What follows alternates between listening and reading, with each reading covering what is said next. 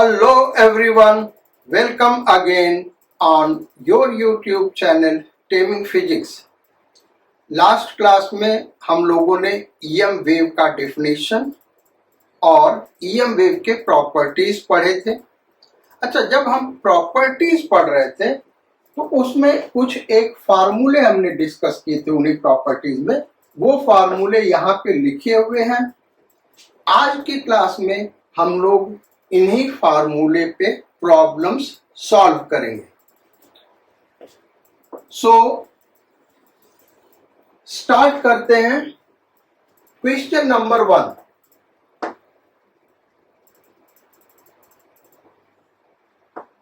Electric field amplitude of an EM wave is 6 into 10 to the power 6 volt per meter. Find out magnetic field amplitude. एक EM wave का electric field amplitude दिया हुआ, magnetic field amplitude क्या होगा? बहुत ही simple question है। ये formula हम यूज कर लेंगे। मैग्नेटिक फील्ड एम्पलीट्यूड उस फार्मूले से देखें तो B0 is equal to E0 by C. कितना हो गया भाई? E0 by C. अच्छा, E0 कितना है? 6 into 10 to the power 6 upon 3 into 10 to the power 8। यहाँ पे कुछ नहीं गिवन है तो हम मान के चलेंगे कि ये इलेक्ट्रोमैग्नेटिक वेव फ्री स्पेस में ट्रैवल कर रहा, तो ये स्पीड ले लेंगे। So it is 2 into 10 to the power -2 tesla, या फिर इसी को हम लिख सकते हैं 20 मिली टेस्ला। तो ये हो गया हमारे क्वेश्चन नंबर 1 का आंसर। अब स्टार्ट करते हैं क्वेश्चन नंबर 2, और क्वेश्चन नंबर 2 है electric field of an electromagnetic wave is given by EY is equal to E0 sine omega T minus Z by C।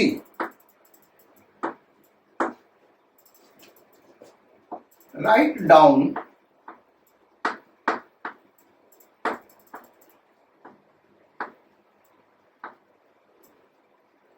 Expression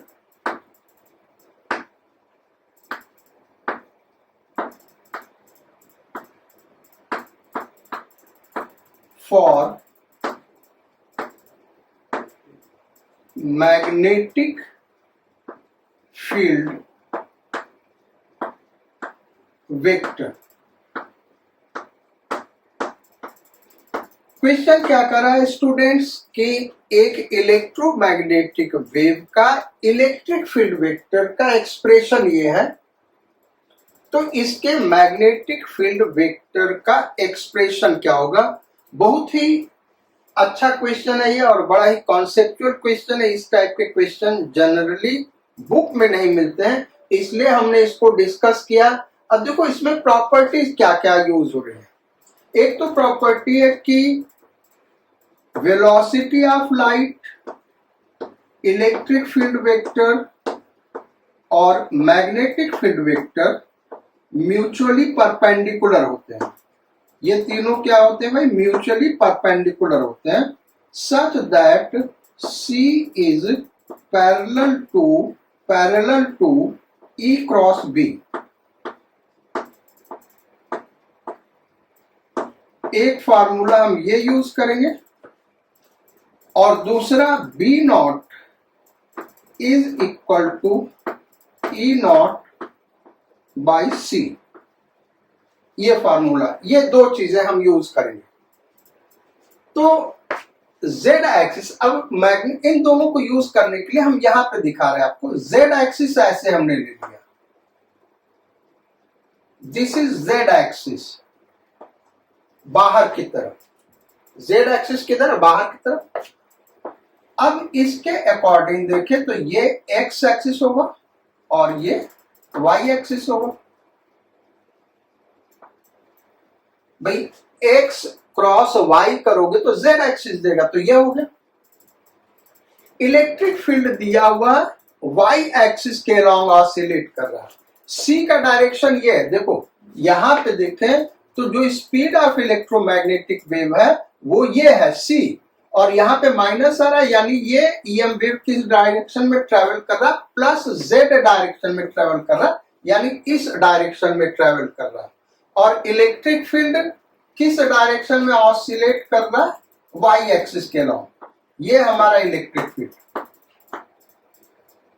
तो अब मैग्नेटिक फील्ड इन दोनों के परपेंडिकुलर होना चाहिए, क्योंकि ये आपस में परपेंडिकुलर है। तो अब हमारे पास ऑप्शन बचता क्या है, ये एक्स एक्सिस, या तो एक्स या तो माइनस एक्स।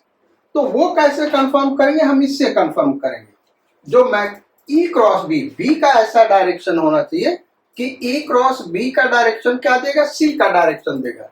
तो देखो इधर ई है, वाई एक्सिस के अलोंग ई है। अब अगर हम बी इधर लेते हैं तो ई क्रॉस बी ऐसे हो जाएगा, यानी अंदर हो जाएगा, लेकिन light of speed of electromagnetic wave का डायरेक्शन क्या, प्लस जेड।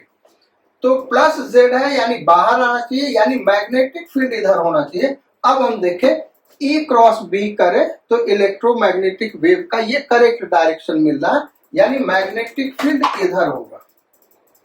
अच्छा, मैग्नेटिक फील्ड इधर होगा तो यानी एक्स एक्सिस के अलोंग ऑक्सीलेशन है, तो बी एक्स से रिप्रेजेंट करेंगे। So B X is equal to, यहां पे बी नॉट आएगा, और बी नॉट क्या होगा, ई नॉट बाई सी। तो ई नॉट बाई सी। अब दोनों सेम फेज में होते हैं, तो जो इसका फेज है साइन ओमेगा दिस, वही फेज इसका होगा, sine omega T minus Z by C. अच्छा, ये माइनस इसका डायरेक्शन, जब ये प्लस डायरेक्शन में तो ये माइनस डायरेक्शन में, इसलिए यहाँ पे माइनस भी आएगा। भाई ये ध्यान रखना, नहीं तो एग्जाम में दोनों आंसर दिया होगा, B Y B X is equal to minus. So ये इसका आंसर होगा। अगर ई वाई ये है तो बी वाई बी एक्स ये होगा, यानी मैग्नेटिक फील्ड एक्स एक्सिस के अलोंग ऑसिलेट करेगा, इलेक्ट्रिक फील्ड वाई एक्सिस के अलोंग ऑसिलेट कर रहा, वो दिया है, और सी का डायरेक्शन प्लस जेड का डायरेक्शन है, तो उसके अकॉर्डिंग बी का फार्मूला ये होगा। तो ये हो गया हमारा प्रॉब्लम नंबर 2। अब आते हैं प्रॉब्लम नंबर 3 पे। इलेक्ट्रोमैग्नेटिक वेव से इजी क्वेश्चन बनते हैं, इजी कहने का मतलब कैलकुलेशन लेंदी नहीं होगा, और कैलकुलेशन लेंदी नहीं होगा तो इस टाइप के प्रॉब्लम बड़े ही आसानी से सॉल्व हो जाते हैं, बस हमको फार्मूला पता होना चाहिए। सो नेक्स्ट क्वेश्चन करते हैं, problem number 3। Intensity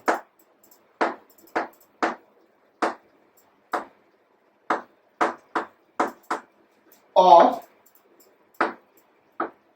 electromagnetic wave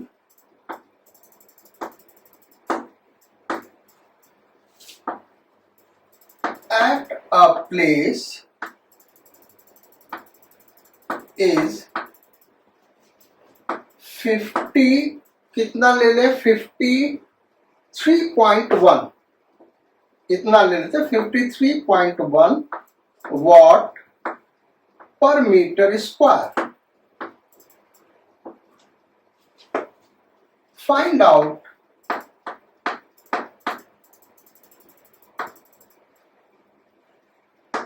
magnitude of electric field vector, यानी peak value of electric field at that place, उस प्लेस पे इलेक्ट्रिक फील्ड वेक्टर का पीक वैल्यू ई नॉट हमको फाइंड आउट करना कि ई not क्या होगा।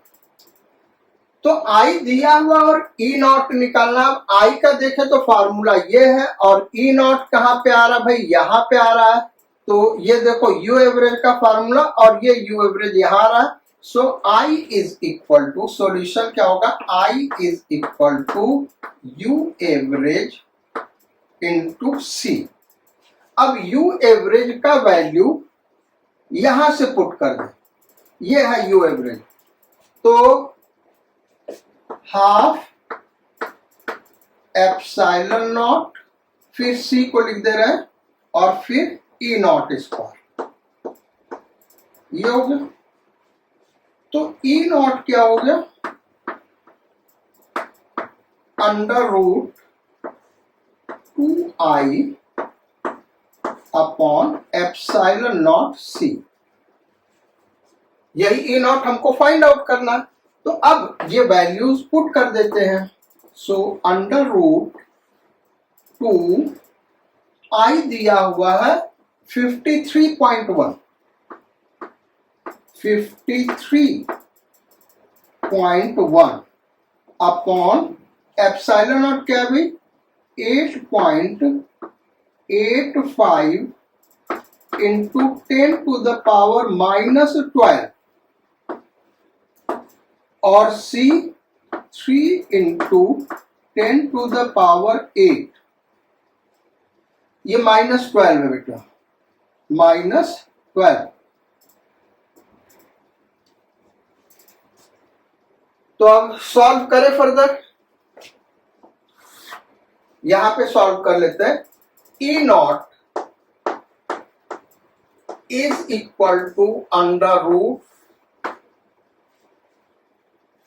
2 इंटू 53.1, 2 इंटू 53.1 अपॉन ये 3 से यहां पे मल्टीप्लाई कर दें तो 3 5 जा 15, 5 कैरी 1, 3 8 जा 24, 25 कैरी 2, 3 8 जा 24 और 2 26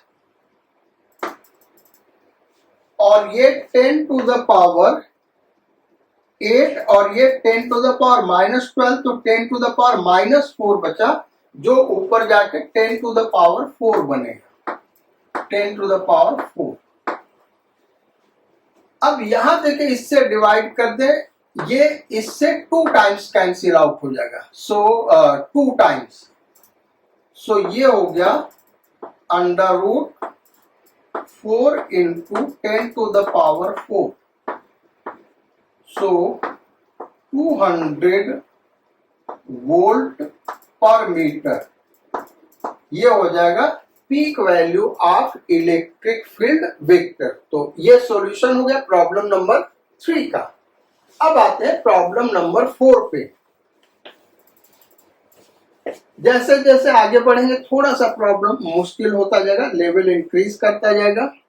सो प्रॉब्लम नंबर 4 क्या है,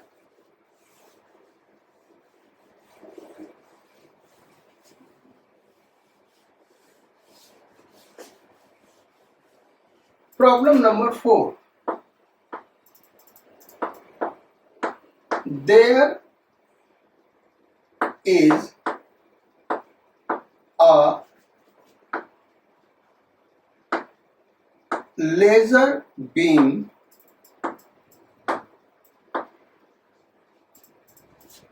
of length 600 kilometer and cross-sectional area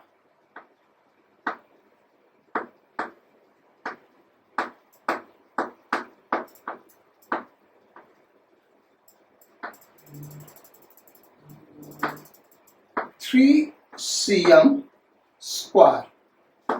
एक लेजर बीम है जिसका लेंथ कितना भाई 600 किलोमीटर और cross sectional area 3 centimetre square. The intensity of beam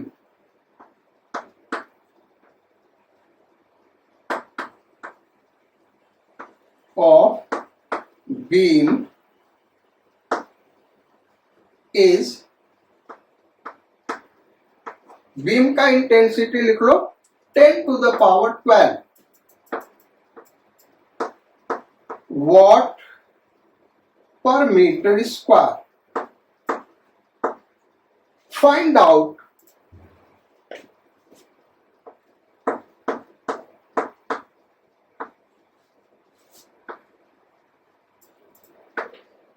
linear momentum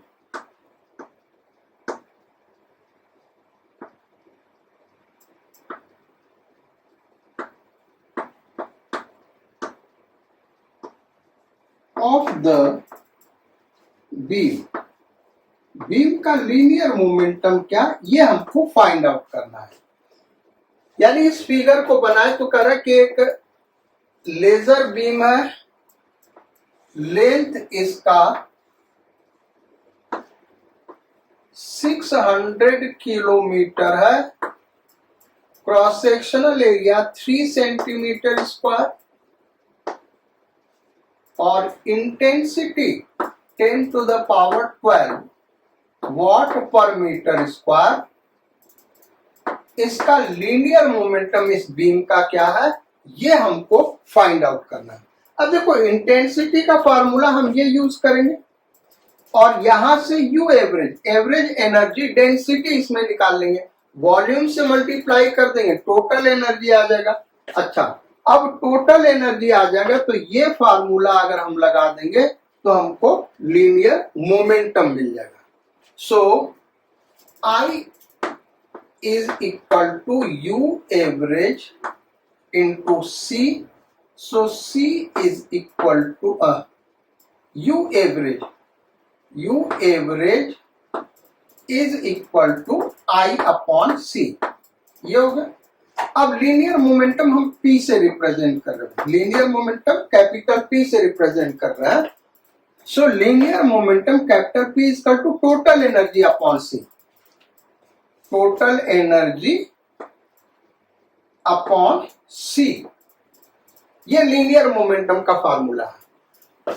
अच्छा, अब टोटल एनर्जी कितना होगा, average energy density into cross sectional area into length. Total energy होगा average energy density into cross sectional area into length upon C. और average energy density क्या होगा, आई upon सी। तो ये हो गया I A L upon C square. Value put कर देते हैं। सो आई है 10 to the power 12 into cross sectional area 3 cm square. So 3 into 10 to the power minus 4 metre square में कन्वर्ट करेंगे भाई। फिर लेंथ 600 किलोमीटर, तो 600 इंटू किलोमीटर को मीटर में 10 to the power 3 अपॉन क्या हो गया सी स्क्वायर। सो सी है 3 तो 9 या 3 इंटू 3 लिख देते, कैंसिल आउट होगा। 3 into 3 into 10 to the power 8 का स्क्वायर 10 to the power 16, ये हो गया। अब इसी को फर्दर हम कैलकुलेट करेंगे, तो फर्दर कैलकुलेट करें, यहीं पे कर लेते हैं।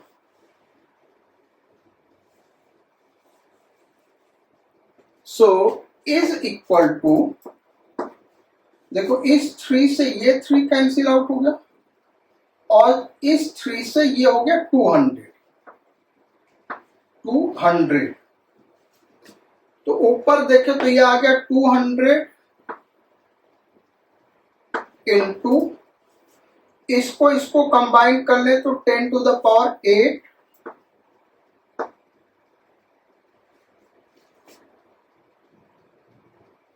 Into 10 to the power into 10 to the power 3 10 to the power 8 ये हो गया 10 power 3 10 to the power 3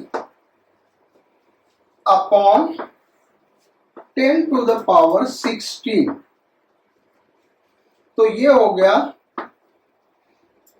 2 into ये 10 13 10 to the power 13 upon 10 to the power 16 तो ये हो गया 2 into 10 to the power -3 2 into 10 to the power -3 linear momentum का unit क्या होगा भाई केजी मीटर पर second so this is the answer ये हो गया हमारे प्रॉब्लम नंबर 4 का सॉल्यूशन बहुत ही आसान था भाई वैसे देखने में मुश्किल लग रहा था हमको लीनियर मोमेंटम निकालना था तो लीनियर मोमेंटम का फार्मूला ये होता है total energy upon C total energy क्या होगा average energy density into volume upon C और एवरेज एनर्जी डेंसिटी आई दिया तो यहां से पुट करके इसको सॉल्व कर लिया अब आते हैं problem number 5 so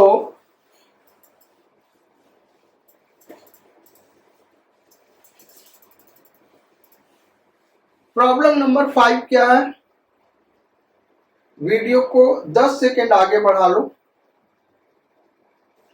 problem number 5 अब स्टार्ट करते हुए तो प्रॉब्लम नंबर 5 अब किस फार्मूले पे बनाया जाए चलो लिखो find energy stored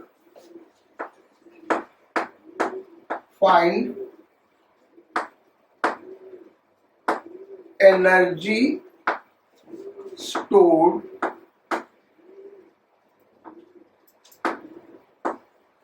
in 60 cm long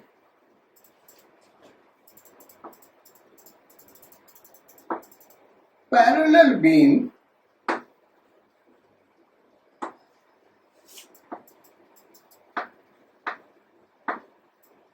of EM wave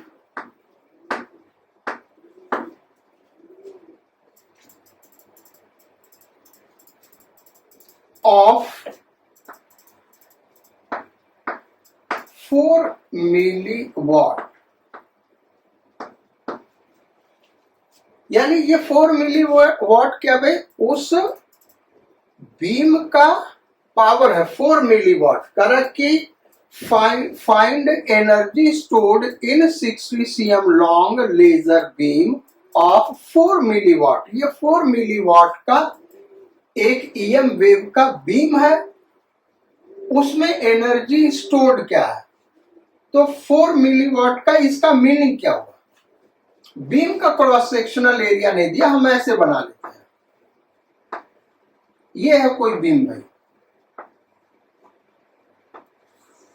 अब 60 सेंटीमीटर लेंथ है इसका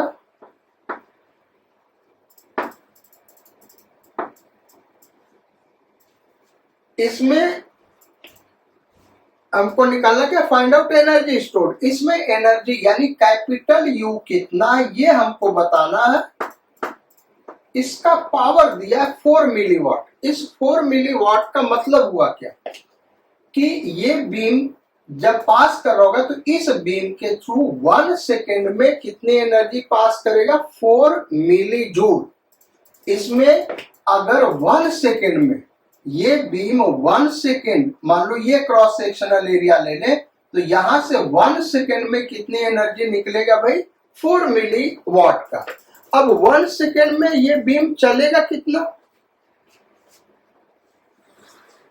तो 1 सेकेंड में ये स्पीड ऑफ लाइट से चलेगा तो c के बराबर डिस्टेंस ट्रेवल कर लेगा। कितना डिस्टेंस ट्रेवल कर लेगा? c के बराबर। और इसमें कितना है? 4 मिली यानी 10 टू द पावर -3 जूल। समझ रहे हैं आप बात को? क्या करा? 4 मिली वॉट इस बीम का एनर्जी है, तो 4 into 10 to the power -3 watt का मतलब क्या? जूल पर सेकेंड। एक सेकेंड में इतना एनर्जी पास करेगा। तो यहां ये क्रॉस सेक्शन हम ले लें तो एक सेकेंड में इतना एनर्जी पास करेगा। और एक सेकेंड में ये बीम कहां तक जाएगा? स्पीड ऑफ लाइट से चलेगा तो 3 into 10 to the power 8 metre, इतना डिस्टेंस ट्रेवल करेगा। तो इतने लेंथ में जब ये एनर्जी है तो इतने लेंथ में कितना एनर्जी होगा ये हमको बताना है। सो कितना भाई? 3 into 10 to the power 8 metre में एनर्जी कितना है? 4 into 10 to the power -3 joule. So 1 metre में एनर्जी कितना होगा? 4/3 into 10 to the power -11 joule. ठीक है। सो 60 सेंटीमीटर में कितना एनर्जी होगा? 60 cm is equal to 4/3 into 10 to the power -11 into 60 centimetre का मतलब क्या हुआ? 6 into 10 to the power -1 metre. ये इससे कैंसिल आउट हो गया, यहां आ गया 2। तो ये u इज इक्वल टू हो गया 4 into 2 8 into 10 to the power -12 joule. ये एनर्जी होगा।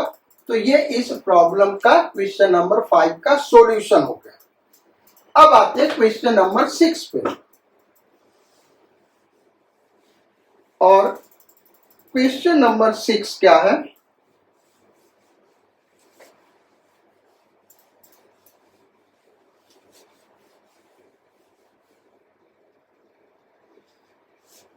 क्वेश्चन नंबर 6 इस फार्मूले पे ले लेते हैं। ये क्या भाई? Linear momentum per unit volume small p equal to U average by C. ये क्या दिखाया? Linear momentum per unit volume. अगर लास्ट लेक्चर में आप देखेंगे तो हमने यही लिखाया हुआ है। सो इसी पे क्वेश्चन ले लेते हैं। Linear momentum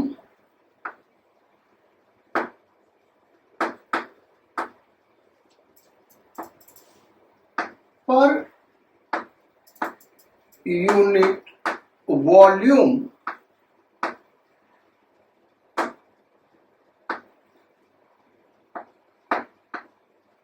inside EM wave is 6 pi into 10 to the power -7. 6 pi into 10 to the power -7 kg meter -2 per second at a point. Find out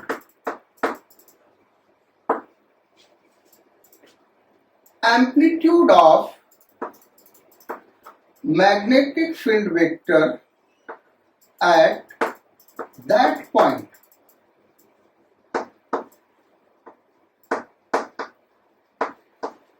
कह रहा है कि स्पेस में ईएम वेव ट्रेवल कर रहा है किसी पॉइंट पे जो linear momentum per unit volume है वो ये है।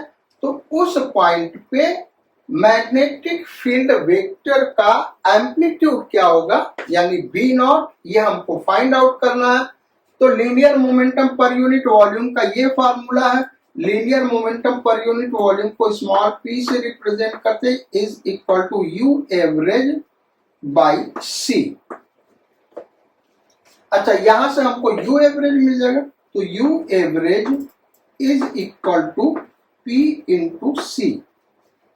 अब यू एवरेज ये क्या है, average energy density of EM wave. हम ये वाला फार्मूला यूज करेंगे बेटा, ये वाला फार्मूला नहीं यूज करेंगे, क्योंकि ये average energy density in magnetic field है, और जबकि ईएम वेव का average energy density you average ये है। तो ये फार्मूला यहां पे हम पुट कर देंगे, तो यहां पे हम दिखा देते हैं। तो हम ये वाला लेंगे क्योंकि बी नॉट निकालना है। So B naught square upon 2 mu naught is equal to, ये हो गया U average PC. So B naught is equal to under root 2 mu naught P C is equal to, अब वैल्यू पुट करते हैं। 2 mu naught क्या होता है, 4 pi into 10 to the power -7 into P, वो ये दिया हुआ 6 pi into 10 to the power -7 into C 3 into 10 to the power 8। देखो हमको ये नहीं दिया कि ईएम वेव किस मीडियम में ट्रेवल कर रहा, तो हम क्या लेके चलेंगे भाई, फ्री स्पेस। तो फ्री स्पेस लेते हैं 3 into 10 to the power 8।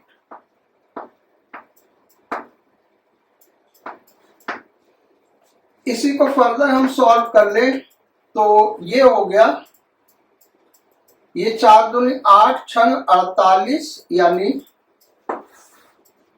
48 pi square into 3 उधर रह गया।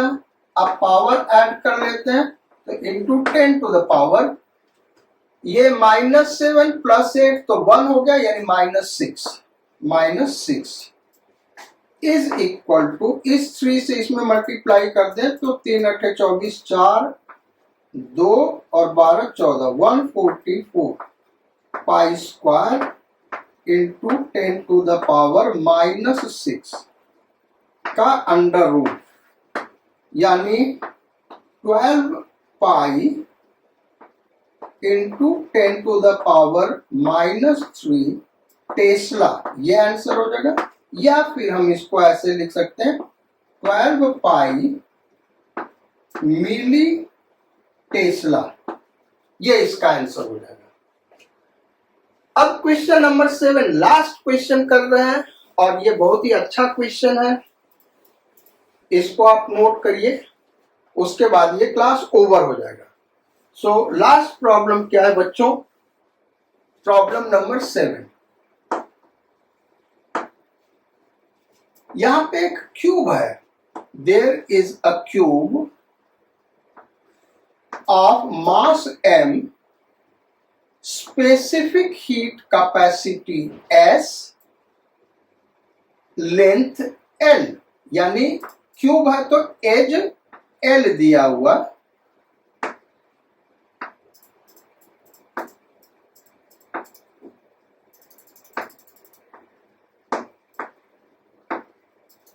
यहां पे parallel beam of light fall कर रहा है, parallel beam of light of intensity I, perpendicular to the surface, surface के कैसे फॉल कर रहा है भाई, परपेंडिकुलर फॉल कर रहा है, यहां हम दिखा दे रहे हैं। ये सारी चीजें गिवन है, लैंग्वेज हम बोलेंगे तो बड़ा लेंथी हो जाएगा। There is a cube of mass m, specific heat capacity s and edge l, a parallel beam of EM wave of intensity I is falling perpendicular to its one surface, one phase. If block starts from rest and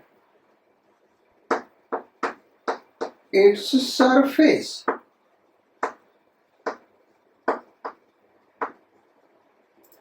is completely absorbing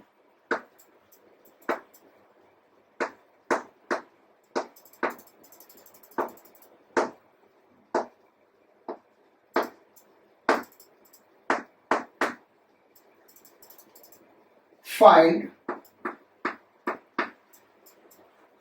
first question, speed of block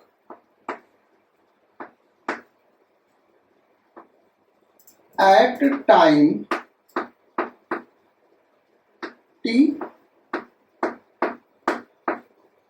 Second question, rise in temperature. rise in किसमें भाई? temperature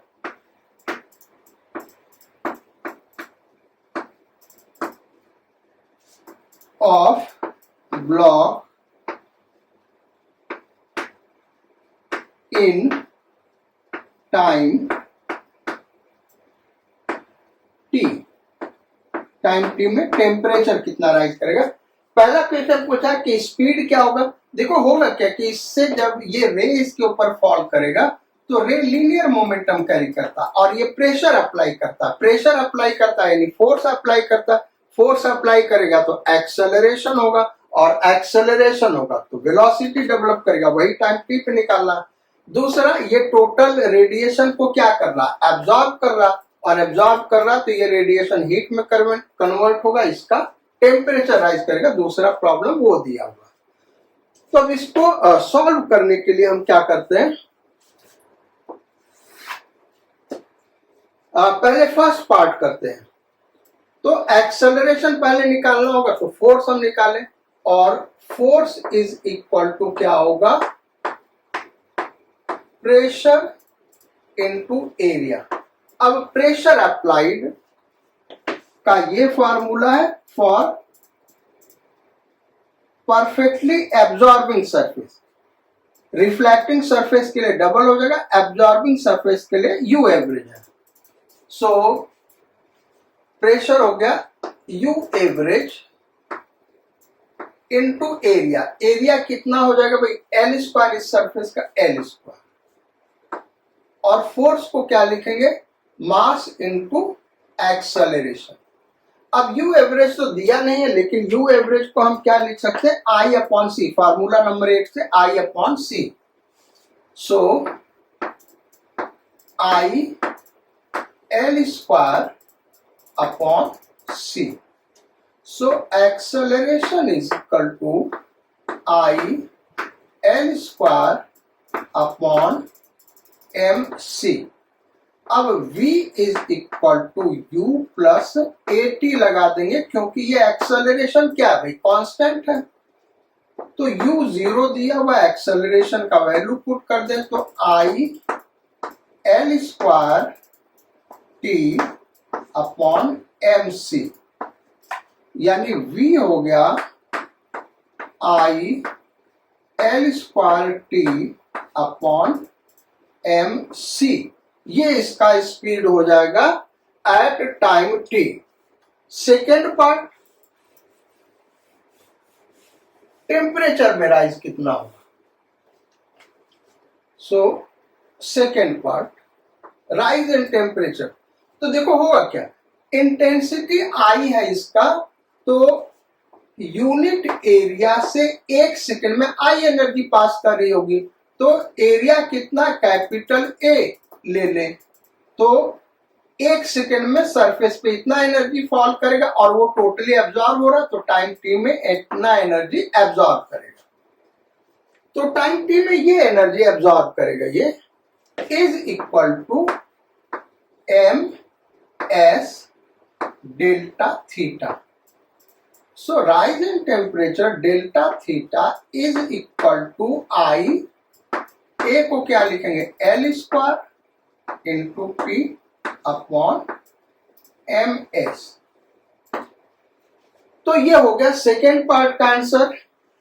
आज class यहीं खत्म करते हैं। Class कैसा लगा जरूर आप कमेंट लिखिएगा। जो नए स्टूडेंट्स हैं हमारे चैनल को सब्सक्राइब करें और दूसरे फ्रेंड्स को रिकमेंड करें। Thank you for your kind attention in the class. Do take good care of your health and your studies. Sayonara, godspeed and bon voyage.